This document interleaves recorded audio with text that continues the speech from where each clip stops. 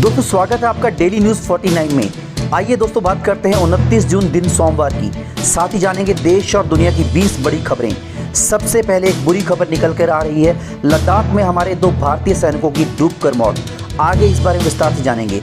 Corona virus के मद्देनजर 30 जून के बाद किन किन राज्यों में बढ़ सकता है लॉकडाउन, आगे वीडियो में जानेंगे। भारत ने चीन और भारतीय सीमा पर भारतीय लड़ाकू विमान तैनात किए। साथ ही हम लोग जानेंगे किन किन लोगों को मिलेगा 4000 रुपये और कहां कराना होगा रजिस्ट्रेशन, आगे बात करेंगे। आगे जानेंगे आखिर कब शुरू होगी रेल सेवा, इसके बारे में विस्तार से चर्चा करेंगे। देश की तमाम बड़ी खबरें और ताज़ा अपडेट के साथ हम आपको कोरोना वायरस के ताज़ा हालात के बारे में बताएंगे। साथ ही वीडियो बताएंगे कि छात्र छात्राओं के लिए क्या क्या नई नई घोषणाएं हुई हैं, प्रधानमंत्री मोदी ने मन की बात में क्या कहा और क्या क्या घोषणाएं की, और आगे चीन और भारत के झगड़े में भारत ने किस तरह चीन को उसकी औकात दिखाई। ज़्यादा टाइम में वेस्ट करते हुए आपको सीधा ले चलते हैं आज की बड़ी खबरों में। लेकिन सबसे पहले दोस्तों, वीडियो बनाने के लिए मुझे 20 घंटे लगे हैं और मैं चुन चुन कर खबरें लाया हूं।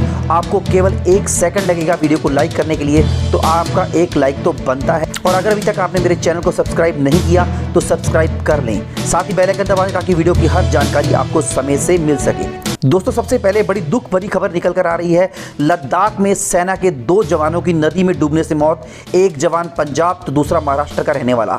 लद्दाख में सेना के 2 जवानों की जान चली गई है। वहीं श्योक नदी में डूबने से यह हादसा हुआ है। इन दोनों जवानों में नायक सचिन मोरे और लांस नायक सलीम खान शामिल है।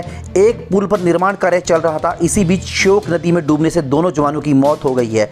नायक सचिन विक्रम महाराष्ट्र के मालेगांव के रहने वाले हैं, जबकि सलीम खान पंजाब के पटियाला के थे। दूसरी खबर है, भारत ने चीन सीमा पर लड़ाकू विमान तैनात किए। चीन को मुंहतोड़ जवाब देने के लिए भारत ने लाइन ऑफ एक्चुअल कंट्रोल पर एयर डिफेंस मिसाइल सिस्टम भी तैनात कर दिए हैं। सेना और एयरफोर्स ने पूर्वी लद्दाख में चीनी लड़ाकू विमानों और हेलीकॉप्टरों की मूवमेंट को रोकने के लिए एयर डिफेंस मिसाइलों की तैनाती की है। भारत ने दी चीन को सबक सिखाने की नसीहत। हमारे देश के प्रधानमंत्री नरेंद्र मोदी ने मन की बात में बोला है, लद्दाख में भारत की भूमि पर अगर किसी ने भी आंख उठाकर देखा तो खूब करारा जवाब मिलेगा। हमें दोस्ती निभानी भी आती है और आंखों में आंखें डालकर जवाब देना भी आता है। भारत को अपनी सीमाओं की सुरक्षा करनी अच्छी तरह से आती है और भारत मित्रता निभाना भी जानता है, लेकिन अगर उसे उकसाया जाए तो उसका मुंह तोड़ जवाब देना भी भारत अच्छी तरह जानता है।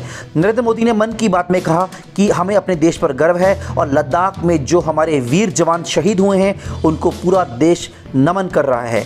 किन किन लोगों को मिलेगा 4000 रुपये? अगर आपको भी चाहिए 4000 रुपये तो 30 जून से पहले यहाँ कराए रजिस्ट्रेशन। देश भर में किसान की स्थिति को सुधारने के लिए केंद्र सरकार ने प्रधानमंत्री किसान सम्मान निधि योजना की शुरुआत की है और योजना के तहत कृषि क्षेत्र से जुड़े हुए लोगों को सीधे लाभ मिलेगा। किसान जरूरत पड़ने पर बिना किसी खर्च के साथ अपनी खेती बाड़ी संभाल सकेंगे। इस उद्देश्य के साथ इस योजना की शुरुआत की गई है। इसके तहत सरकार 6000 रुपये सालाना की रकम 2000 की 3 किस्तों में हर 4 महीने में उन्हें दी जाती है। अगर 30 जून तक पीएम किसान योजना में रजिस्ट्रेशन हो जाता है तो इस साल की दोनों किस्तें यानी 4000 रुपये आपके खाते में आ जाएंगे। और पीएम किसान तहत के जो नियम हैं, अगर आप जून में आवेदन करते हैं और अगर ये स्वीकार हो जाता है तो आपको भी 4000 रुपये मिल जाएंगे। दोस्तों ट्रेन सेवाएं कब शुरू होगी? देश में 12 अगस्त तक सभी सामान्य ट्रेन सेवाओं को रद्द कर दिया गया है। भारतीय रेलवे द्वारा गुरुवार को एक आदेश पारित किया गया है और आदेश में कहा गया है कि मेल और एक्सप्रेस ट्रेनों सहित सामान्य यात्री सेवाओं को ले जाने वाली सभी ट्रेन 12 अगस्त तक बंद रहेगी। देश के इन राज्यों में भारी बारिश का अलर्ट, असम में बाढ़। मौसम विभाग के अनुसार बिहार, पश्चिम बंगाल, सिक्किम और असम के कुछ हिस्सों में बहुत ज़्यादा भारी बारिश होने का अनुमान है। इसके चलते अलर्ट जारी किया गया है। असम में बाढ़ की वजह से अब तक 16 लोगों की मौत हो चुकी है। मौसम विभाग के अनुसार मानसून 8 जुलाई तक पूरे देश में पहुंचता है, लेकिन इस बार यह करीब 2 सप्ताह पहले पहुंच चुका है। मध्य प्रदेश, उत्तर प्रदेश, बिहार, उत्तराखंड, झारखंड, ओडिशा और आंध्र प्रदेश, तटीय कर्नाटक और तमिलनाडु में आज भारी बारिश होने की आशंका है। लद्दाख झड़प के बाद अपने ही देश में घिरा चीन, जनता का फूट रहा है गुस्सा सरकार के खिलाफ। गलवान घाटी में इस महीने चीनी और भारतीय सैनिकों के बीच हुई झड़प के बाद ड्रैगन अपने ही देश में घिरता जा रहा है। चीन ने घटना में मारे हुए कई सैनिकों के नाम अभी तक उजागर नहीं किए हैं, जिसको लेकर उसके सैनिकों के परिजन बहुत गुस्से में हैं। झड़प के बाद चीनी सरकार के मुखपत्र ग्लोबल टाइम्स के एडिटर इन चीफ ने जरूर माना है कि उनके देश में कई सैनिकों को भारत ने मार गिराया है। जेसीबी से कोरोना पीड़ितों का शव ले गए शमशान, भड़के सीएम, 2 अधिकारी सस्पेंड। आंध्र प्रदेश से मानवता को शर्मसार कर देने वाली खबर सामने आई है दोस्तों।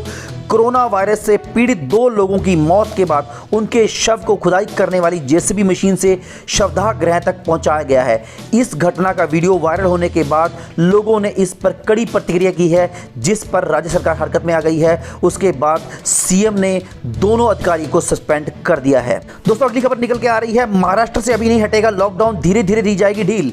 महाराष्ट्र के मुख्यमंत्री उद्धव ठाकरे ने साफ कह दिया है कि प्रदेश से लॉकडाउन नहीं हटाया जाएगा।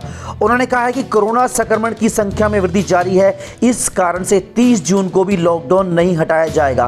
उन्होंने आगे कहा है कि लॉकडाउन में धीरे धीरे ढील दी जाएगी।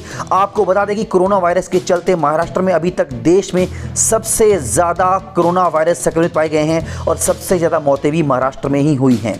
मध्य प्रदेश उज्जैन में जून में ही चंबल डैम ओवरफ्लो, मंदिर आधा डूबा। उज्जैन जिले के वडनगर क्षेत्र में हुई अच्छी बारिश से चंबल नदी का डैम जून में ही ओवरफ्लो हो गया है। रविवार सुबह डैम ओवरफ्लो होने से चंबल नदी तट पर स्थित चामुंडा माता का मंदिर आधा से ज़्यादा डूब गया है। सुबह 8 बजे तक माता की मूर्ति भी जलमग्न रही। उज्जैन जिले में अब तक 7 इंच से अधिक बरसात दर्ज हो चुकी है। शादी करवाना पड़ा महंगा, 6 लाख का हुआ जुर्माना। राजस्थान के भीलवाड़ा में शादी में 250 लोगों को किया आमंत्रित, 16 लाख हुए संक्रमित, 6 लाख का लगाया गया जुर्माना। शादी में शिरकत करने वाले लोगों में से अब तक 16 पॉजिटिव मिल चुके हैं। इनमें से एक व्यक्ति की मौत हो चुकी है। शादी में 50 से ज़्यादा लोग शामिल हुए थे, इसी वजह से दूल्हे के पिता पर 6,26,000 का जुर्माना लगाया गया है। भीलवाड़ा के कलेक्टर राजेंद्र भट्ट ने शनिवार को इस संबंध में कार्रवाई करते हुए वसूली के निर्देश दिए हैं। असम में बाढ़ से 16 लोगों की मौत। असम में बाढ़ की स्थिति गंभीर होती जा रही है। राज्य में अब तक बाढ़ की वजह से मरने वालों की संख्या 16 तक पहुंच गई है। अधिकारियों के अनुसार राज्य के 21 जिलों में पानी प्रवेश कर चुका है, जिसकी वजह से 4.6 लाख लोग प्रभावित हुए हैं। चीन के खिलाफ माहौल देखकर Xiaomi ने बहिष्कार से बचने के लिए मेड इन इंडिया का बैनर लगाया। भारत चीन सीमा पर तनाव होने के कारण देश में चीनी उत्पादों के खिलाफ माहौल बना हुआ है। ऐसे में सबसे ज़्यादा चीनी स्मार्टफोन कंपनियां डरी हुई हैं, जिन्होंने भारतीय स्मार्टफोन मार्केट पर कब्जा कर रखा है। चीनी मोबाइल कंपनियां लगातार बयान जारी कर खुद को भारतीय बता रही हैं। इस कड़ी में चीन की mobile phone company Xiaomi Redmi ने अपने ब्रांडिंग में बदलाव किया है। पिछले दिनों कंपनी ने भले ही यह कह दिया हो कि चीन बहिष्कार मामला सिर्फ ऑनलाइन मीडिया तक सिमटा हुआ है, लेकिन उसके कदम बताते हैं कि भारत में बदले माहौल से डरी वह भी है।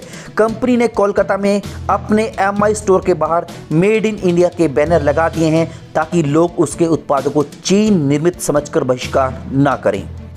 मौत के बाद आया रिजल्ट। सड़क हादसे में जान गंवाने वाली दोनों बहनें इंटर में first class pass. Uttar Pradesh शिक्षा बोर्ड ने आज ही 10वीं और 12वीं कक्षा का रिजल्ट घोषित किया है। इसमें हाथरस जिले के सादाबाद कस्बा निवासी 2 बहनों मीनू और मणि ने इंटरमीडिएट फर्स्ट डिवीज़न के साथ पास की है।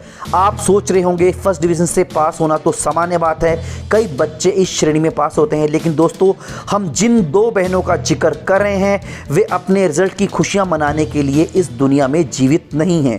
मीनू और मणि दोनों का पिछले दिनों एक सड़क दुर्घटना में निधन हो गया था। अब रिजल्ट भी आया है तो मौत के बाद। PNB ने करोड़ों ग्राहकों को किया अलर्ट। ये मेल खाली करवा सकता है बैंक अकाउंट। देश की दूसरी सबसे बड़ी पंजाब नेशनल बैंक ने अपने करोड़ों ग्राहकों के लिए अलर्ट जारी किया है। बैंक ने अपने ग्राहकों को जल्द ही एक साइबर अटैक को लेकर चेतावनी दी है।